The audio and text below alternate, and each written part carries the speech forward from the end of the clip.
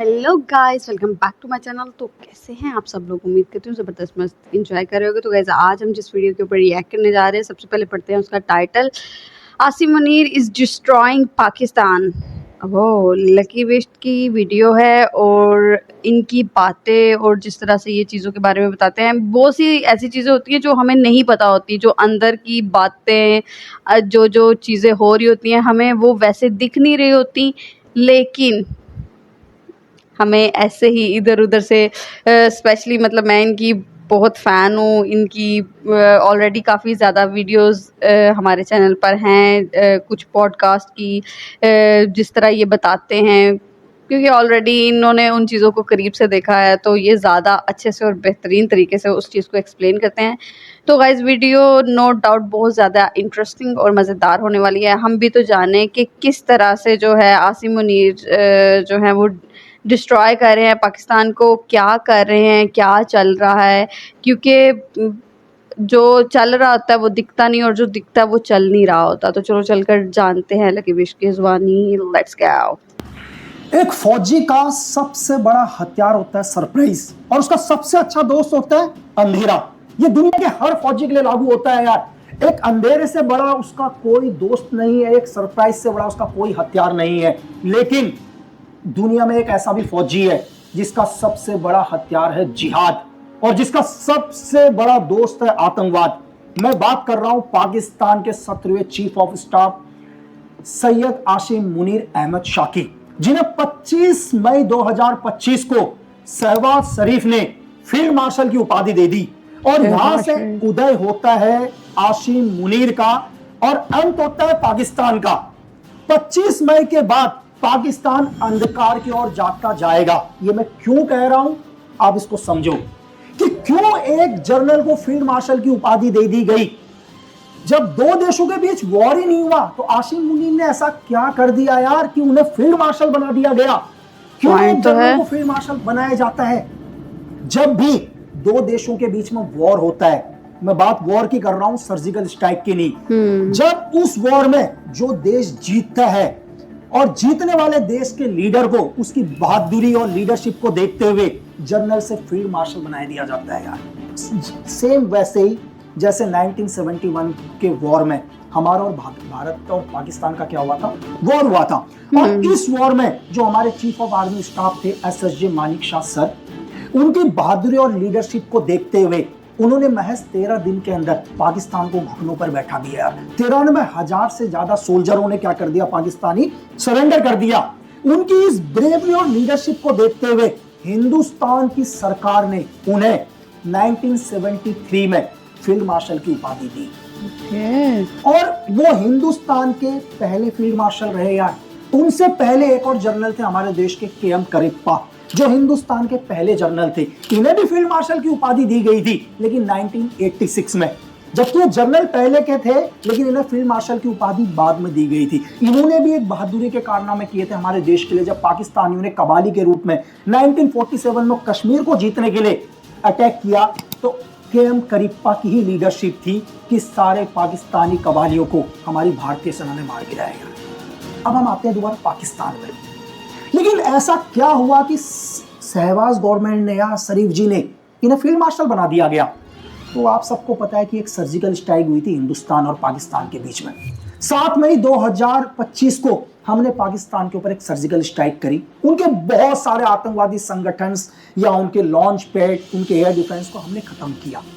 Same Pakistan ने वहां से क्या किया, जवाबी कार्रवाई करी और ड्रोन से हमले करे हिंदुस्तान ने। लेकिन हम बात कर रहे हैं आसिम मुनीर, वो तो पाकिस्तान के थल सेना अध्यक्ष थे यार। थल सेना मतलब पैदल सेना। मतलब पैदल सेना कहने का मतलब है कि पाकिस्तान की आर्मी तो बॉर्डर में ही थी, मतलब हमारी भारतीय सेना भी बॉर्डर में थी, हमारी आर्मी ने भी बॉर्डर क्रॉस नहीं किया और पाकिस्तान की आर्मी ने भी बॉर्डर क्रॉस नहीं किया। जो भी चीजें चल रही थी वो एयर स्ट्राइक चल रही थी, या तो हमारी एयरफोर्स काम कर रही थी या उनके आपस में ड्रोन काम कर रहे थे। यानी कि उस हिसाब से तो पाकिस्तान के एयरफोर्स के चीफ को फील्ड मार्शल बनाना चाहिए था। लेकिन शहबाज शरीफ ने क्यों आसिम मुनीर को फील्ड मार्शल बना दिया गया, इसके पीछे की पूरी वजह मैं आपको बताऊंगा, आपको समझ में आ जाएगा क्यों आसिम मुनीर फील्ड मार्शल बने पाकिस्तान के, और पाकिस्तान का भविष्य अब अंधकार में जा चुका है। हम समझते हैं दोबारा पीछे। आसिम मुनीर पाकिस्तान की धरती के दूसरे ऐसे आर्मी ऑफिसर हैं जो फील्ड मार्शल बने। इससे पहले जो पाकिस्तान के फील्ड मार्शल बने थे उनका नाम था आयूब खान। 1958 में उन्होंने क्या किया, पाकिस्तान के तख्ता पलट कर दिया, वहां की गवर्नमेंट गिरा दी। और ये आयूब खान ने जब गवर्नमेंट गिराई, ये वहां के प्रेसिडेंट बने, तो उन्होंने खुद को फील्ड मार्शल की उपाधि दे दी। ऐसा नहीं कि किसी गवर्नमेंट ने दी इनको, ठीक है, किसी को भी फील्ड मार्शल बनाने के लिए सरकार की मर्जी होती है, वहां की सुप्रीम कोर्ट का ऑर्डर्स होता है, तब उसे फील्ड मार्शल बनाया दिया जाता है। लेकिन उन्होंने खुद को ही फील्ड मार्शल घोषित कर दिया। अब है क्या फील्ड मार्शल? क्यों आसिम मुनीर को फील्ड मार्शल बना दिया? क्या होगा इससे आसिम मुनीर को आगे फायदा? आपको सब बताता हूं। इससे क्या है, आसिम मुनीर, मैंने आपको बोला कि हमेशा से उन्हें सत्ता चाहिए थी यार, उन्हें पावर चाहिए थी। मैंने आपसे पहले भी कहा था कि ये जो पहलगांव अटैक हुआ, इसमें आसिम मुनीर का ही पूरी प्लानिंग थी, क्योंकि आसिम मुनीर को पावर चाहिए यार। पावर कब चाहिए होगी? जब तनाव होगा, दो देशों के बीच में तनाव हुआ। और इससे सबसे ज्यादा नुकसान किसको हुआ? आम पब्लिक को। किसी को कोई नुकसान नहीं हुआ। हमारे फौजी शहीद हुए, इनोसेंट लोग मारे गए, बिल्कुल। फायदा किसको हुआ? सिर्फ आसिम मुनीर को, क्योंकि आसिम मुनीर को एक जनरल से फील्ड मार्शल बना दिया गया। आसिम मुनीर ने कोई बहादुरी का कारनामा नहीं किया यार, कुछ भी नहीं, सेना तो मुंह भी नहीं हुई। लेकिन शहबाज शरीफ को लग गया कि बहुत जल्दी पाकिस्तान की धरती में तख्ता पलट हो जाएगा। कैसे लगा, मैं आपको समझाता हूं। आसिम मुनीर 1986 बैच में इन्होंने पाकिस्तान की आर्मी के अंदर कमीशन लिया है यार, जैसे हमारे आर्मी के अंदर लेते हैं, ठीक है। तो इन्होंने आर्मी कमीशन लिया और आर्मी कमीशन लेते लेते ये पहले पाकिस्तानी ऑफिसर बने जो MI के भी चीफ बने, मिलिट्री इंटेलिजेंस के भी चीफ बने। और 2018 में जब इमरान की गवर्नमेंट की सरकार थी तो इन्हें ISI का चीफ बनाया यार, अक्टूबर में 2018 में। लेकिन महज 8 महीने के अंदर ही इमरान खान को लग गया यार कि ये आदमी कहीं ना कहीं मेरी जासूसी कर रहा है, या मेरी वाइफ की जासूसी कर रहा है, या हम लोगों की जासूसी कर रहा है। तो उसी टाइम उन्होंने क्या किया, इमरान खान ने महज 8 महीने के अंदर वहां के उस time chief of army staff हुआ करते थे बाजवा को बोल के इन्हें ISI चीफ से हटा दिया यार। और मैं बताऊं, ISI चीफ पाकिस्तान का सेकंड सबसे पावरफुल आदमी यार। अगर जनरल के बाद अगर कोई पावरफुल आदमी होता है तो ISI चीफ होता है। यहां से आसिम मुनीर को बहुत आहत लगी यार, और आसिम मुनीर ने क्या कर दिया, इमरान खान से पर्सनली दुश्मनी ले ली। और आज में यही आसिम मुनीर है जिनकी वजह से इमरान खान जेल से बाहर नहीं आ रहे। और बहुत जल्दी आपको पता चलेगा कि यार इमरान खान जेल के अंदर ही अटैक में मारे गए। मतलब अटैक, मतलब वो वाला अटैक नहीं यार, कोई बीमारी, हार्ट अटैक आ गया, कुछ भी आ गया, जेल से वो निकल नहीं पा रहे। लेकिन इसके पीछे क्या वजह होगी आपको आने वाले टाइम में पता चलेगा। लेकिन 29 नवंबर 2022 को इन्हीं आसिम मुनीर को पाकिस्तान के 17वां चीफ ऑफ आर्मी स्टाफ बनाया यार, मतलब जनरल, थल सेना का जनरल, यानी कि पाकिस्तान की धरती का सबसे पावरफुल आदमी। क्यों? क्योंकि पाकिस्तान की जो गवर्नमेंट को पूरा कंट्रोल करता है ना यार, वो आर्मी कंट्रोल करती है। बिल्कुल हमारे देश के जैसा नहीं है कि लोकतंत्र, पाकिस्तान में सिर्फ नाम मात्र लोकतंत्र है। ये मैं आपको अभी प्रूफ कर देता हूं। आप ये बताओ, क्या आपको इस दुनिया में अमेरिका के चीफ ऑफ आर्मी स्टाफ का नाम पता है? रशिया के चीफ ऑफ आर्मी स्टाफ का नाम पता है? चाइना के चीफ ऑफ आर्मी स्टाफ का नाम पता है? अरे बहुत सारे तो ऐसे लोग होंगे यार हमारे देश में जिन्हें हमारे चीफ ऑफ आर्मी स्टाफ का नाम नहीं पता। लेकिन आसिम मुनीर का नाम पूरी दुनिया जानती है, पूरा वर्ल्ड जानता है कि आसिम मुनीर पाकिस्तान के चीफ ऑफ आर्मी स्टाफ है। अब वो वहां के फील्ड मार्शल बन चुके हैं। तो एक समझो कि एक आदमी को पूरी दुनिया जानती है, उसकी लोकप्रियता को, उसकी पावर को, क्योंकि पाकिस्तान को पूरा का पूरा कौन चला रहा है? आसिम मुनीर चला रहा है। जो पाकिस्तान में अभी जो परवेज शरीफ की गवर्नमेंट है ना यार, उसको भी बनाया आसिम मुनीर नहीं है, वो सिर्फ एक कठपुतली है जो Pakistan chief of army staff के हिसाब से चल रही है, यानी कि आसिम मुनीर के हिसाब से चल रही है। और शहबाज शरीफ को यह अच्छे से पता है कि बहुत जल्दी पाकिस्तान में क्या हो जाएगा, तख्ता पलट हो जाएगा और आसिम मुनीर पाकिस्तान की गवर्नमेंट को गिरा देंगे और खुद ही क्या कर लेंगे, पूरा कंट्रोल। तो शहबाज शरीफ ने भी एक चीज किया यार। शहबाज शरीफ ने बोला यार कि भाई आसिम मुनीर को क्या चाहिए, पावर चाहिए ना, और ले लो पावर। लेकिन पावर कैसे मिलेगी? बोला सर हम आपको फील्ड मार्शल बना देते हैं, यानी कि आप आजीवन कभी भी रिटायर नहीं होंगे, आप पूरे जीवन भर आर्मी का हिस्सा रहोगे, आपकी वर्दी आप कभी नहीं खोलोगे आप, क्योंकि आप कभी रिटायर ही नहीं होंगे। तो एक जनरल और एक फील्ड मार्शल में क्या फर्क होता है? एक फील्ड मार्शल आजीवन कभी रिटायर नहीं होता यार। वो जब तक जीवित रहेगा वो फौज की वर्दी पहनेगा। यहां तक कि एक जर्नल को 4 स्टार लागू होते हैं यार। वो दुनिया का कोई भी जर्नल हो, चाहे हिंदुस्तान का हो, पाकिस्तान का हो, वर्ल्ड का कहीं भी हो, उनके कॉलर में 4 स्टार होते हैं, उनकी गाड़ी में 4 स्टार होते हैं यार। ये होते हैं जर्नल। लेकिन एक फील्ड मार्शल को 5 स्टार होते हैं यार, उनकी गाड़ी के अंदर भी 5 स्टार होते हैं। और आपको पता है कि पाकिस्तान तो वैसी कंगाली में जा चुका है, पैसा है नहीं उसके ऊपर। आप सोचो कि आसिम मुनीर को उन्हें 2-2 तनख्वाह देनी पड़ेगी। एक तो जर्नल की जो रिटायर होंगे आसिम मुनीर, 2 साल के बाद रिटायर होंगे आसिम मुनीर, पेंशन तो देनी पड़ेगी, और फील्ड मार्शल की पूरी तनख्वाह और देनी पड़ेगी यार। अब बाजवा का भी रिकॉर्ड टूटने वाला है। जिस बाजवा ने 13 अरब रुपए का घोटाला किया था, ये 1000 अरब का घोटाला करेंगे यार। क्योंकि बाजवा तो सिर्फ 3 साल के लिए जर्नल थे, अब तो ये आजीवन जर्नल बन चुके हैं यार, फील्ड मार्शल बन चुके हैं। तो पाकिस्तान आर्मी का पूरा कंट्रोल जीवन भर इनके पास रहेगा। अब ये तख्ता ना भी पलट करें तो क्या ही फर्क पड़ता है यार। ऐसे ही है। तो हम थोड़ा सा पाकिस्तान के इतिहास में पीछे चलते हैं। जब 1947 में हम आजाद हुए ना, सेम पाकिस्तान भी आजाद हुआ। और आज आपको पता है कि पाकिस्तान इस दुनिया में 4थे नंबर का आतंकवादी देश है यार। पाकिस्तान की जीडीपी खत्म हो चुकी है, बर्बाद हो चुका है पाकिस्तान, लेकिन पाकिस्तान की आर्मी इस दुनिया में सबसे अमीर है यार। इनसे ज्यादा पैसा दुनिया में किसी के पास नहीं है। क्योंकि क्या, दुनिया से जितना भी एड फंडिंग आता है, जितना भी फंड आता है, वो वहां की सरकार के पास नहीं आता यार, वहां की आर्मी के पास आता है। तो पूरा कंट्रोल आर्मी के पास है। हम थोड़ा सा पीछे चलते हैं, ठीक है। सेम अब आते हैं, जुल्फिकार अली भुट्टो की सरकार चल रही थी पाकिस्तान में, प्रधानमंत्री थे वो। और वो पता है, एक जनरल हुआ करते थे, जनरल जियाउल हक, वो उनको बहुत पसंद करते थे। और हमेशा जुल्फिकार अली भुट्टो उनको क्या बोलते थे, ए मंकी, मेरा जॉकर, मतलब उनका एक पैट नेम रखा था। और जुल्फिकार अली भुट्टो ने जीवन में एक ही गलती करी थी यार, कई सीनियर आर्मी ऑफिसर्स को हटाकर, मतलब साइड करके, जियाउल हक को पाकिस्तान का चीफ ऑफ आर्मी स्टाफ बनाया। और आपको पता है कि 1978 में जियाउल हक जैसी चीफ ऑफ आर्मी स्टाफ बने, उन्होंने तख्ता ही पलट कर दिया यार, खुद प्रेसिडेंट बन गए। और जुल्फिकार अली भुट्टो को 1979 में फांसी की सजा दे दी। बिल्कुल ऐसे और है। 10 साल लगातार उनका कंट्रोल पूरी पाकिस्तान में रहा। और 1988 के अंदर एक विमान दुर्घटना में जियाउल हक मारे गए। और आज भी कई लोग बोलते हैं कि जियाउल हक को मरवाने के पीछे सीक्रेट सर्विस का काम था, CIA का हाथ था। तो डेफिनेटली है, बिल्कुल, ये आप ज्यादा समझदार हैं। तो अचानक क्या होता है, 1988 के अंदर एक बार जियाउल हक जब प्लेन के अंदर मूव कर रहे थे, जा रहे थे, तो प्लेन क्रैश हो जाता है, इसमें जियाउल हक की मृत्यु हो जाती है। और दुनिया के बहुत सारे लोग, एक्सपर्ट लोग बोलते हैं कि जियाउल हक का प्लेन क्रैश नहीं हुआ था, बल्कि उनको मरवाने के पीछे CIA का हाथ था। हाँ, हो सकता है, क्योंकि जियाउल हक अगेंस्ट चले गए थे US के, उनके बहुत सारे ऐसे डिबेट्स थे, स्पीचेस थे जो अगेंस्ट US के जा रहे थे, और अचानक एक दिन दुर्घटना होती है और वो चले जाते हैं। तो सेम यही आसिम मुनीर जियाउल हक को अपना आइडल मानते हैं यार। और मैं आपको बताऊं कि ये पाकिस्तान की धरती के पहले ऐसे जनरल हैं जिनको हाफिज कुरान पूरा पता है यार, इसलिए इन्हें सबसे कट्टर शासक माना जाता है।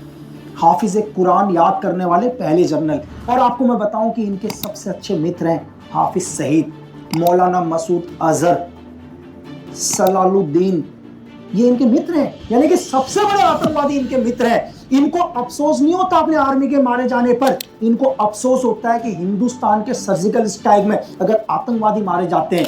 ये बिल्कुल यार अपनी तरफ से चीफ ऑफ आर्मी स्टाफ की तरफ से गुलदस्ता भेजते हैं आतंकवादियों के मरने में। क्यों?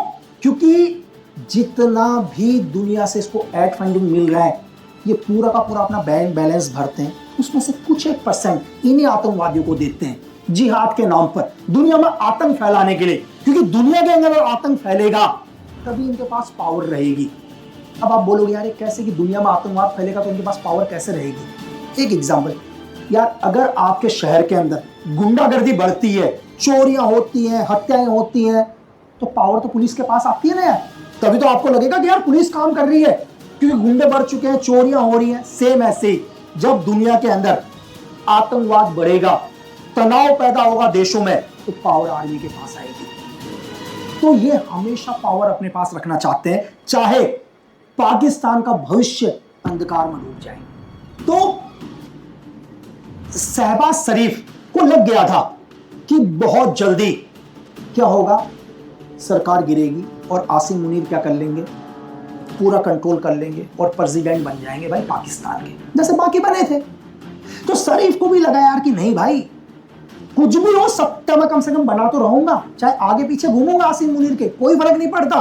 और उनको ये बोला कि यार एक काम करो, आप फील्ड मार्शल ही बन जाओ यार, ठीक है। और फील्ड मार्शल बना दिया उनको। अब शहबाज शरीफ को भी पता है कि मेरी कुर्सी में कोई खतरा नहीं है, क्योंकि कंट्रोल तो पूरा का पूरा किसके पास है, आसिम मुनीर के पास है यार। क्योंकि आसिम मुनीर कभी रिटायर ही नहीं होंगे यार, हमेशा पाकिस्तान आर्मी के चीफ बने रहेंगे यार, तो शहबाज शरीफ को भी कोई दिक्कत नहीं है।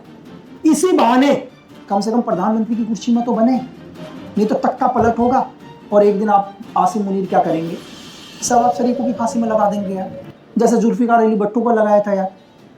तो पाकिस्तान की गवर्नमेंट को भी कोई फर्क नहीं पड़ता कि उनकी जनता भूखी मरती है, आतंकवाद फैलता है, उनकी जीडीपी क्रश होती है, बस उन्हें आसिम मुनीर को नाराज नहीं करना।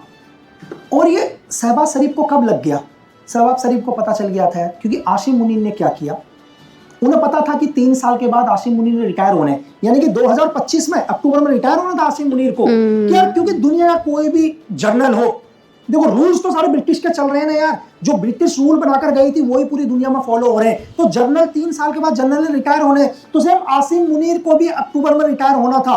तो आसिम मुनीर ने सबसे पहले क्या किया, पाकिस्तान की धरती का लॉ ही चेंज करवा दिया यार। बोला भाई नहीं, अब कोई भी आर्मी का जर्नल 3 साल में रिटायर नहीं होगा, वो 5 साल में रिटायर होगा। और मैं आपको बताऊं कि पाकिस्तान पूरी दुनिया में इकलौता ऐसा देश बन चुका है जिसके जर्नल 5 साल में रिटायर होंगे यार। और आसिम मुनीर ने इसके लिए क्या किया, कहीं उन्हें ऐसा ना लगा कि बाकी सेना कहीं नाराज हो जाए, क्योंकि तो थल सेना के अध्यक्ष हैं, तो उन्होंने कहा यार यही प्रस्ताव मैं वायुसेना के लिए भी रख लेता हूं, यही जल सेना के लिए भी रख लेता हूं।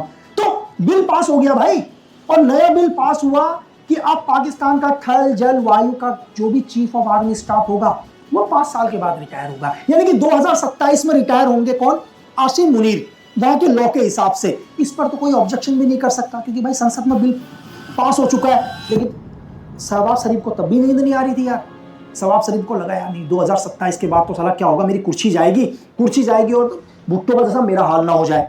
तो उन्होंने एक काम किया कि क्यों ना आसिम मुनीर को ही सारी पावर दे दी जाए आजीवन के लिए। इन्होंने आपस में एक डील करी और बोला कि आसिम मुनीर को कैसे खुश रखें। अब शरीफ ने बोला यार मेरी कुर्सी भी ले लेगा, अपनी कुर्सी देने से तो अच्छा है कि मैं मेरे से भी ज्यादा पावर इनको दे दूं, लेकिन मेरे से ज्यादा पावर इन्हें दूं कैसे, ताकि कुर्सी भी बचे और काम भी निकल आए। ओके, आसिम मुनीर किस तरह से पाकिस्तान को डिस्ट्रॉय कर रहे हैं, ये हमें लकी बिस्ट के इस वीडियो को देखने के बाद समझ में आया कि वो क्या कहना चाह रहे हैं और क्या चीज़ें हैं और किस तरह से हो रही हैं। और कहीं ना कहीं देखा जाए शहबाज शरीफ सिर्फ अपनी कुर्सी बचाने के चक्कर में उन्होंने उनको वो एक ओहदा दे दिया कि ना वो रिटायर होंगे ना इनकी कुर्सी छीनी जाएगी और उनका काम भी चलता रहेगा और उधर उनका काम भी चलता रहेगा।